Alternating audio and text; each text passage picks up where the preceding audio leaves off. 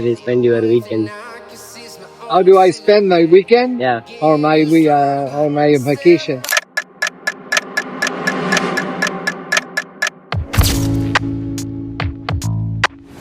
ಹೇ guys, good morning. ಹೇಗಿದ್ದೀರಾ? Day 1 complete ಆಗಿದೆ. ಇವತ್ತು ನೀವು ನೋಡ್ಲಿಕ್ಕಿದ್ದೀರಾ ಡೇ 2. ಈಗ 10 ಗಂಟೆ ಆಯ್ತು ಬೆಳಿಗ್ಗೆ. ಎಲ್ಲ ನಿನ್ನೆ ಇದ್ದ ಫ್ರೆಂಡ್ಸ್ ಎಲ್ಲ ಕೆಲಸಕ್ಕೆ ಹೋಗಿದ್ದಾರೆ. ನನ್ನ ಇನ್ನೊಬ್ಬ ಆತ್ಮೀಯ ಸ್ನೇಹಿತ ಜುಬೈರ್ ಅಂತ ಇಲ್ಲೇ ಕೆಲಸಕ್ಕಿದ್ದ. ರಾತ್ರಿ ಕಾಲ್ ಮಾಡಿದ್ದ, ನಾಳೆ ಬರ್ತೇನೆ, ಡ್ಯೂಟಿ ರಜೆ ಇದೆ ಅಂತ. How are you? I'm good, my sir.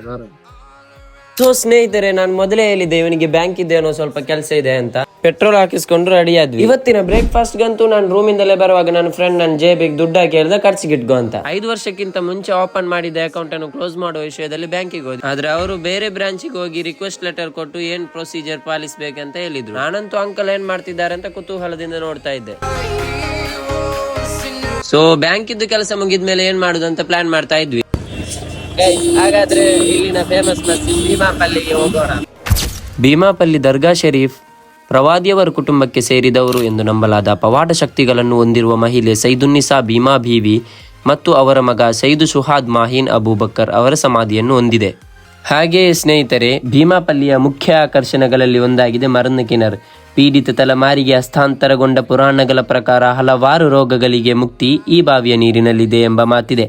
ಆದ್ದರಿಂದಲೇ ಇದನ್ನು ಮರನ್ ಕಿನರ್ ಎಂದು ಕರೆಯಲಾಗುತ್ತಿದೆ. ಭೀಮಾಪಲ್ಲಿಯು ಸಮುದ್ರ ತೀರದ ಹತ್ತಿರದಲ್ಲಿದ್ದು, ಭೀಮಾಪಲ್ಲಿಯ ವಾಸ್ತುಶಿಲ್ಪವು ಸುಂದರವಾದ ಶ್ರೇಷ್ಠತೆ ಮತ್ತು ಶಾಂತಿಯ ಸಂಕೇತವಾಗಿದೆ. ಮುಖ್ಯವಾಗಿ ಈ ಅಂಶವು ಪ್ರವಾಸಿಗರ ಮನಸೆಳೆದಿದೆ. ಪ್ರತಿ ವರ್ಷ ಭೀಮಾ ಬೀವಿ ಮತ್ತು ಅವರ ಮಗ ಮಾಹೀನ್ ಅವರ ಹೆಸರಿನಲ್ಲಿ ಉರೂಸ್ ನಡೆಯುತ್ತಿದ್ದು, ಇದು ಎಲ್ಲಾ ಧರ್ಮಗಳು ಮತ್ತು ಜಾತಿಗಳಿಂದ ಸಾವಿರಾರು ಯಾತ್ರಿಕರನ್ನು ಆಕರ್ಷಿಸುತ್ತಿದೆ. ಹಾಗಾದ್ರೆ ಭೀಮಾಪಲ್ಲಿ ಎಲ್ಲ ಹೋಗಿ ಬಂದಾಯ್ತು. ಇನ್ನು ಇಲ್ಲಿಂದ ಒಂದು 46-50 ಕಿಲೋಮೀಟರ್ ಇದೆ ವರ್ಕಲಕ್ಕೆ. ಅಲ್ಲಿಗೆ ಹೋಗಿ, ಹೌದು ಗೈಸ್, ವರ್ಕಲ ಬೀಚ್ ಹೋಗ್ತಾ ಇದ್ದೇವೆ.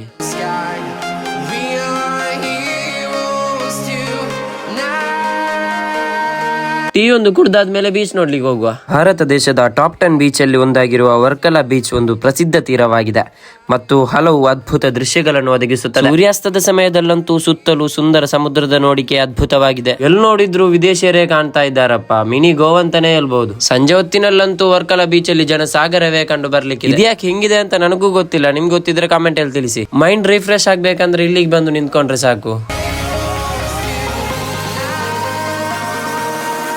ಟೈಟಾನಿಕ್ ಮೂವಿ ಆದ್ಮೇಲಂತೂ ಇಲ್ಲಿಗೆ ಬಂದಿದೆ ಅಲ್ಲ ನಮ್ rose.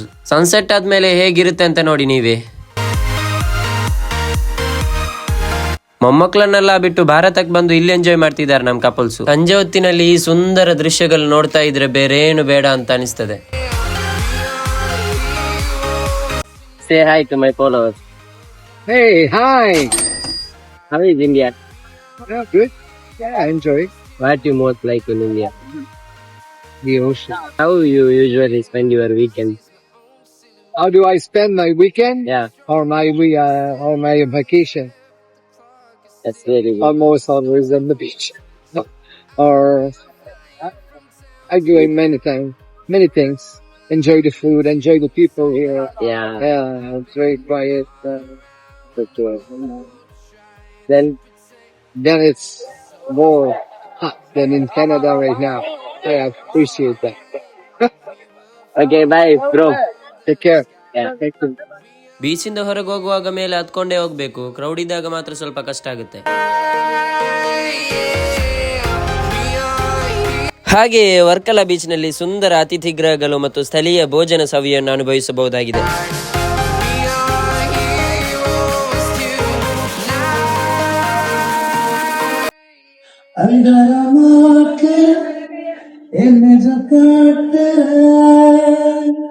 So guys, Varkala beach ಕೂಡ ಎಂಜಾಯ್ ಮಾಡಿ ಬಂದಾಯ್ತು. ಇನ್ನಿರುವುದು ನನ್ನಿಬ್ಬರು ಅಣ್ಣಂದರನ್ನು ಭೇಟಿ ಮಾಡ್ಲಿಕ್ಕೆ. ಈಗ ನನ್ನೊಟ್ಟಿಗಿದ್ದಲ್ಲ ಫ್ರೆಂಡ್, ಅವನಿಗೆ ಈ ಫೋನ್ ಅನ್ನು ಕೊಟ್ಟು ಅಲ್ಲಿ ನಿಲ್ಲಿ ಕೇಳ್ತೇನೆ, ನೋಡುವ ವಿಡಿಯೋ ಸಿಗ್ತದ ಅಂತ. ಅವ್ರ ಹತ್ರ ನಾ ಮೊನ್ನೆ ಬಂದಿದ್ದೇನಲ್ಲ, ಅವ್ರ ಹತ್ರ ಹೇಳಿಲ್ಲ, ನೋಡುವ.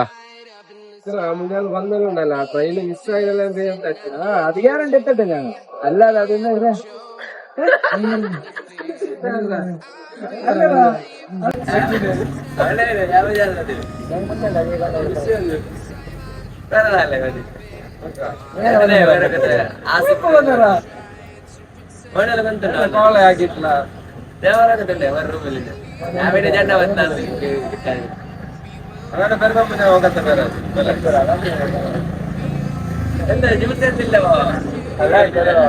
ಸೊ ರಾತ್ರಿದು ಊಟ ಇವರೊಂದಿಗೇನೆ ಮಾಡ್ಕೊಂಡು ರೆಸ್ಟ್ ಮಾಡೋಣ ಅಂತ ಇವರದೇ ರೂಮಿಗೆ ಹೊರಟೆ.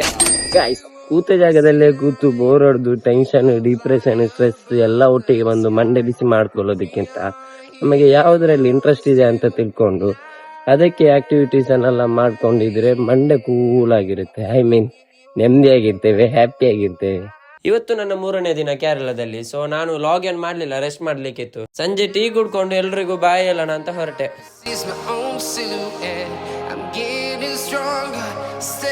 ಸೊ ಅಣ್ಣಂದ್ರಿಗೆ ಮತ್ತು ಸ್ವಲ್ಪ ಫ್ರೆಂಡ್ಸಿಗೆ ಬಾಯಲ್ಲಿ ಬರುವಾಗ ನನ್ನ ಅಣ್ಣ ಸ್ವಲ್ಪ ದುಡ್ಡು ಕೊಟ್ಟ ಟ್ರೈನ್ ಟಿಕೆಟ್ ಬುಕ್ ಮಾಡುವಂತ. ನಾನು ಕೇರಳದಲ್ಲಿದ್ದ 3 ದಿವಸವೂ ನನ್ನೊಂದಿಗೆ ಉತ್ತಮವಾದ ಕ್ಷಣಗಳನ್ನು ಹಂಚಿಕೊಂಡು ಮರೆಯಲಾಗದ ನೆನಪುಗಳು ಮತ್ತು ಗುಡ್ ಮೆಮೊರೀಸ್ ಗಳನ್ನು ಕೊಟ್ಟ ಸ್ನೇಹಿತರಿಗೆ ನಾನು ಬಾಯಿ ಹೇಳಿ ಹೊರಟೆ. ಟ್ರೈನಲ್ಲಿ ಸ್ವಲ್ಪ ಹೊತ್ತು ನಿಂತ್ಕೊಂಡೇ ಹೋದೆ, ಸೀಟ್ ಸಿಗದ ಕಾರಣ. ಆಮೇಲೆ ಸೀಟ್ ಸಿಕ್ಕಿತು. ಗೈಸ್, ನಾನು ವಿದೌಟ್ ಮನಿ ಚಾಲೆಂಜ್ ಅಂತ ಮೊದಲು ಬರುವಾಗ ನನ್ನ ಮೈಂಡ್ ಅಲ್ಲಿ ಇದ್ದದ್ದು ಕಾಸಿದ್ರೆ ಸ್ನೇಹ ಪ್ರೀತಿ, ದುಡ್ಡಿದ್ರೆ ಬಂಧು ಬಳಗ, ಹಣ ಇದ್ರೆ ಗಂಡ ಹೆಂಡತಿ, ರೂಪೀಸ್ ಇದ್ರೆ ಕಾರು ಬಾರು, ಪೈಸಾ ಇದ್ರೆ ಪ್ರಪಂಚ, ಮನಿ ಇದ್ರೆ ನಾವು ನೀವು, ನೋಟ್ ಇದ್ರೆ ಬದುಕಬೇಕು, ಇಲ್ಲ ಅಂತ ಸಾಯಬೇಕು. ಆ ಮೈಂಡ್ ಸೆಟ್ ಅಲ್ಲಿ ಇದ್ದೆ. ಆದ್ರೆ ಇಲ್ಲಿ ಬಂದ ಮೇಲೆ ಗೊತ್ತಾಯ್ತು, ಒಳ್ಳೆ ಮನಸ್ಸಿರುವ ವ್ಯಕ್ತಿಗಳು ಜೊತೆಗಿದ್ರೆ ಯಾವಾಗ್ಲೂ ಮನಿ ಮ್ಯಾಟರ್ ಆಗಲ್ಲ ಅಂತ. ಸೊ ಗೈಸ್, ಇನ್ನು ಸಿಗುವ ನೆಕ್ಸ್ಟ್ ವ್ಲಾಗ್ ಅಲ್ಲಿ ಸಬ್ಸ್ಕ್ರೈಬ್ ಮಾಡದಿದ್ರೆ ಸಬ್ಸ್ಕ್ರೈಬ್ ಮಾಡಿ, ಬೆಲ್ ಬಟನ್ ಒತ್ತಿ, ಲೈಕ್, ಕಮೆಂಟ್, ಶೇರ್ ಮಾಡಿ. ಧನ್ಯರಾಗಿ, ಪಾವನರಾಗಿ.